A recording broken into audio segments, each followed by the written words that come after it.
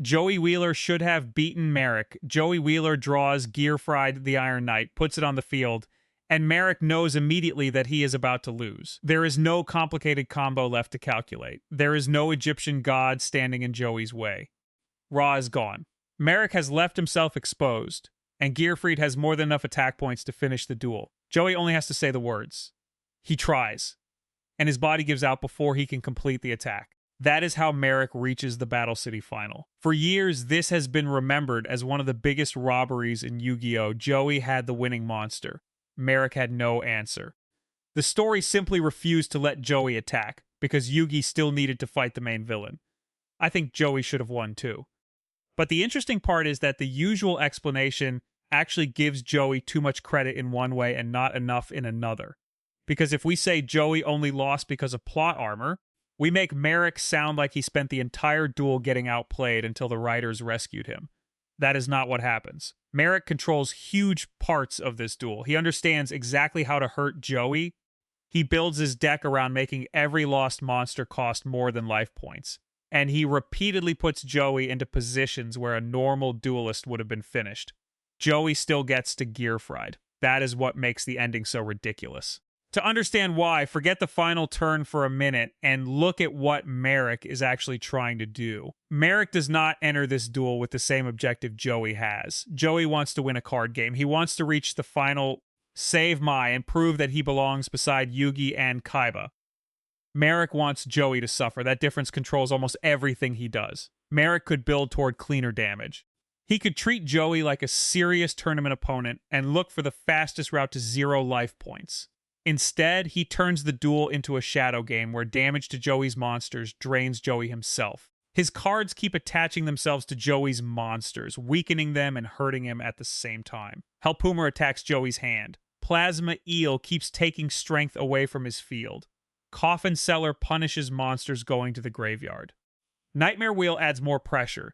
The entire duel starts becoming less about whether Joey can protect his life points and more about how much punishment his body can absorb before it stops cooperating. That is a very important difference because it gives Marik a second win condition. He does not necessarily need Joey's life points to hit 0. He needs Joey to stop standing. And early on, that looks like a perfectly reasonable strategy. Joey spends a lot of the duel reacting to Marik. That matters because Joey's reputation sometimes makes people remember his best moments and forget how ugly the rest of his duels can look. He improvises. He gambles. He survives things he probably should not survive. When it works, he looks brilliant.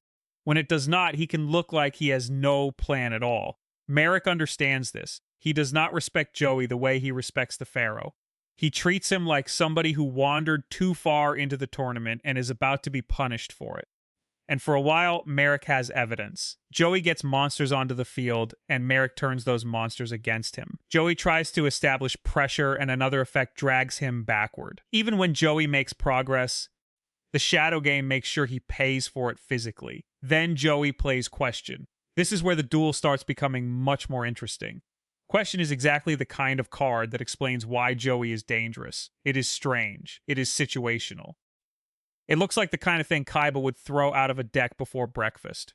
Joey uses it because he has already sent Jinzo to the graveyard with Foolish Burial.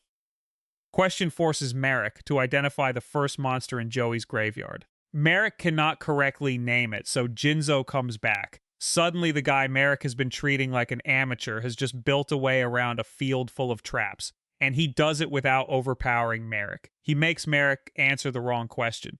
That is Joey at his best. People reduce Joey to luck because his deck contains cards like Time Wizard, Graceful Dice, and Skull Dice, and obviously luck is part of his game.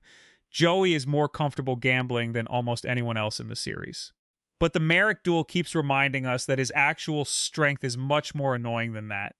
Joey is very good at finding ugly solutions. He does not need the board to look clean. He does not need a perfect sequence. He does not need the strongest card in the duel. He needs one opening. Jinzo gives him one. Marik closes it. This is another reason I do not like the simple version of the argument where Marik is apparently helpless and Joey dominates him. Marik responds. He keeps control. He uses Lava Golem to turn Joey's own monsters into the material for another threat. The monster appears on Joey's side of the field, but it burns him while it stays there. Marik is effectively giving Joey a 3,000 attack monster because he knows the gift is poisoned. That sounds insane until you remember what game Marik thinks he is playing. He believes Joey's body is the resource that matters. Every turn Joey survives is another turn Marik can drain it. So when Joey receives Lava Golem, Marik is not scared of giving him power. Marik expects the duel to end before Joey can convert that power into a win. And this is where Marik begins making the mistake that eventually puts Gearfried on the field. He keeps assuming he knows how much Joey can take. That assumption seems reasonable every time he makes it. It also keeps being wrong. Marik uses machine duplication to multiply Plasma Eel. Joey now has several of these things creating problems around his field. He draws Guilford the Lightning, a monster that normally creates another problem because Joey needs 3 tributes if he wants its full effect. Look at the board from Joey's perspective. Marik has used his cards to clutter and control everything. Joey is physically exhausted. Lava Golem is hurting him. The eels are tying up his monsters. Guilford is sitting in his hand asking for 3 tributes Joey does not seem to have available in any useful way. So Joey does something that feels almost backwards. He uses Graceful Dice on Marik's Plasma Eel. Graceful Dice is supposed to increase a monster's attack. Joey powers up the opponent's monster. He rolls a 6 and pushes 1 Plasma Eel high enough that machine duplication can no longer keep its copies around. The control Marik built starts falling apart. Joey can finally free the monsters he needs, and then he sacrifices Panther Warrior, Rocket Warrior, and Lava Golem to summon Guilford the Lightning. This is why I would never describe this duel as Marik losing, because Joey got lucky. Joey does get lucky. Of course he does. He rolls a die and gets the number he wants. But watch what he does with the result. The important decision happens before the roll. Joey realizes that increasing an enemy monster's attack can help him because Marik's own combo depends on that monster staying within a certain range. That is a clever play. It is also exactly the kind of play Joey has gradually learned to make across Battle City. He is still using ridiculous cards. He is simply much better at understanding what ridiculous thing they can do. Now, Marik has to start respecting him. That change is more important than any speech in the duel. At the beginning, Marik sees Joey as entertainment. By the end, Marik is looking at Joey's field and realizing this person he intended to torture can actually eliminate him from the tournament. Guilford gives Joey real control. Marik has to reach for Ra. And this is where the argument gets uncomfortable for Joey fans, because Marik absolutely has another level that Joey does not. The winged dragon of Ra is absurd. It is not merely a strong monster with a lot of attack points. Marik understands abilities that other duelists barely know exist. The card can return from the graveyard and immediately transform the state of a duel. Against Joey, Marik brings Ra back and uses its Phoenix form to wipe out Guilford. Under normal duel monsters logic, losing Guilford is already bad enough. Under the Shadow Game, Joey experiences the attack himself. Marik is no longer trying to out-resource him. He is trying to break him. And by every reasonable expectation, it works. This is where I think the common argument against Joey deserves to be taken seriously. People say Marik was playing with him. They are right. Marik could have approached portions of this duel differently if his only objective were to win as efficiently as possible. He wastes opportunities because pain interests him more than clean tournament strategy. He deliberately extends situations because he wants to watch Joey suffer. So we cannot simply remove the Shadow Game from the duel and say Joey definitely beats Marik. That creates a duel that never happened. If there were no Shadow Game, Marik would have different incentives. He would not keep choosing lines designed around exhausting Joey physically. He could play more directly. The entire decision tree changes. Saying Joey would have won a normal duel is impossible to prove from this match. Luckily, we do not need to prove it, because the duel Marik actually chooses gives Joey something stronger. Marik decides that the Shadow Game will be his weapon. He decides that destroying Joey's monsters will destroy Joey with them. He decides to keep pushing until Joey's body fails. Then he summons his Egyptian god, turns Ra into the Phoenix, burns Guilford away, and waits for Joey to fall. Joey does not fall. At least not yet. That moment is one of the best things Battle City ever does with him. Kaiba has spent most of the series calling Joey a third-rate duelist with a fourth-rate deck. Marik has spent this duel treating him like a toy. Even Joey's friends are watching an Egyptian god erase his strongest monster and expecting that there has to be a limit somewhere. There is. Joey just reaches it later than Marik calculated. He survives Ra. Marik is stunned. And suddenly all the complicated supernatural machinery of the duel disappears.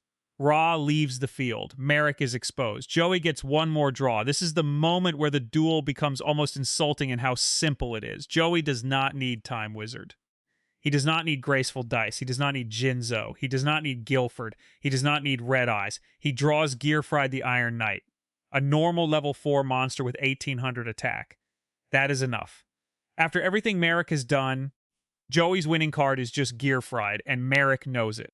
This matters because there is no hidden tactical debate left. If Joey completes the attack, Marik loses. The manga makes the situation just as clear. Ra disappears after the effect that revived it ends. Joey draws Gearfried and summons it. The imagined version of the final that flashes through Joey's mind even treats Marik's defeat as the step immediately before the duel Joey actually wanted. His promised match with Yugi. He has survived the god. He has produced lethal damage. He has a legal monster on the field. His opponent has no answer that saves him from the attack, and Joey collapses. Technically, Marik wins. I have no problem saying that. The rules do not award victories based on what somebody probably would have done. Joey cannot continue the duel. The attack does not resolve. Marik advances. But if we are asking who earned the winning position on the field, it is Joey. That is why the ending bothers people more than a normal last-second loss. Imagine Marik drew a trap. Fine. Imagine Gearfried attacked and Marik countered it. Fine. Imagine Joey made a mistake because he was exhausted. Fine. Any of those endings would let Marik defeat Joey inside the card game. The story chooses something harsher. Marik has no card left to save him. The thing that saves him is the accumulated damage from the Shadow game. That means Marik's strategy does work. This is where I think the duel becomes better than the usual Joey was robbed version allows. Marik did not accidentally win. His plan was to damage Joey until Joey could no longer stand. That is exactly what happens. He correctly identifies a victory condition outside the normal scoreboard and eventually reaches it. The problem is how close he comes to proving his own strategy wrong. He calculates that Joey will break before the duel reaches a losing position. Joey reaches the losing position for Marik anyway. Marik effectively bets the entire semifinal on Joey's body giving out before Joey can say one more command. He wins that bet by seconds. That is not a dominant victory. It is almost an embarrassment. And it exposes something about both characters. Marik is much more dangerous than Joey in this duel. He has the Millennium Rod, control over the Shadow game, one of the strongest cards in existence in a deck designed to make suffering part of the strategy. Joey walks in with a pile of warriors, weird utility cards, and gambling effects. Marik still ends the duel staring at Gearfried and hoping the person across from him cannot physically finish a sentence. That is insane. It also explains why this loss does more for Joey than several of his victories. Joey begins Yu-Gi-Oh! As somebody who barely understands duel monsters. By Battle City, he is no longer surviving because Yugi tells him what to do. He beats experienced duelists. He adds their best cards to his deck. He learns to build around Jinzo. He takes cards that look unreliable and starts using them in ways that create actual strategy. He reaches the Final Four in a tournament containing Yugi, Kaiba, Ishizu, Marik, and some of the strongest duelists the series has introduced. And the semifinal gives him an opponent the story clearly places above his weight class. Joey almost drags him down anyway. That almost is important. I would not change this essay into an argument that Joey deserved to become Battle City champion. We have no idea how he handles Yugi in the final after this. We do not know whether he could properly use Ra if the anti-rule gave it to him. We do not know how a serious Marik performs against Joey in a normal rematch where Marik stops trying to torture him and focuses entirely on ending the duel. Those questions are fun because the show leaves room for them. The one thing it does not leave much room for is what would happen if Gearfried attacks. Marik loses. That is why I think Joey should have beaten Marik is fair, as long as we are specific about what we mean. Joey did not prove he was the stronger duelist in every possible version of this matchup. He proved that Marik's actual strategy gave him enough room to find a winning line. Marik underestimated him repeatedly. He thought Jinzo would not matter. Joey made it matter. He thought Lava Golem and the Plasma Eels would bury him. Joey turned Marik's own setup into the materials for Guilford. He thought Ra would finish him. Joey survived Ra. By the time Marik finally understands how dangerous Joey is, He cannot solve the problem with another card. He has to wait for the damage already done to solve it for him. And that changes the way I look at the final turn. Gearfried is usually remembered as the monster that almost won. I think Gearfried is evidence that Joey had already done the hard part. The hard part was getting through everything Marik designed to stop him from ever seeing another turn. The hard part was surviving long enough for Ra to leave. The hard part was finding a way through Marik's traps, his control cards, Lava Golem, the Plasma Eels, and Guilford being destroyed. Once Joey draws Gearfried, the puzzle is finished. His body simply cannot collect the prize. That is also why having Gearfried be the final monster works so much better than giving Joey some unbelievable miracle card. If Joey drew a new monster with 5,000 attack and an effect nobody had heard before, the ending would feel cheap in Joey's favor. Gearfried is ordinary. Marik is beaten by something ordinary. The guy with the Egyptian god, the Millennium item, and the Shadow Game gets put one unfinished attack away from elimination by an 1800 attack warrior Joey has been using for ages. For 1 second, all the supernatural advantages stop mattering. Marik has played the game his way for the entire duel. Joey has endured it, and the only question left is whether Joey can stay conscious for a few more seconds. He cannot. So Marik wins the match, but I do not think Marik wins the argument. Because if your plan requires an Egyptian god to burn through somebody's mind and body, and that person still summons a monster capable of ending the duel on the next turn, you did not expose him as the amateur you thought he was. You exposed how badly you underestimated him. Joey's loss is remembered like a robbery because the series deliberately takes him all the way to the line. It does not tell us he might have beaten Marik someday. It puts the winning attack in front of him and lets Marik watch it happen. Marik's cards have stopped Joey. Ra has stopped Joey. The Shadow Game has stopped Joey. Marik himself at that final moment has not. That is the distinction.